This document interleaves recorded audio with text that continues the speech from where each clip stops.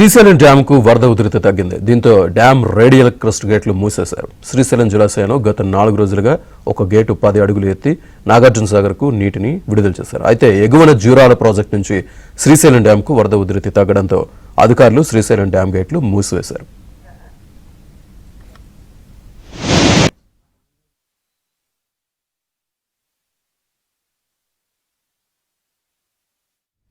శ్రీశైలం జలాశయంలో గత 4 రోజులుగా ఒక గేటు 10 అడుగులు ఎత్తి నాగార్జున సాగర్ కు నీటిని విడుదల చేశారు. అయితే ఎగువన జూరాల ప్రాజెక్టు నుంచి శ్రీశైలం డ్యామ్ కు వరద ఉధృతి తగ్గడంతో అధికారులు శ్రీశైలం డ్యామ్ గేట్లు మూసివేశారు.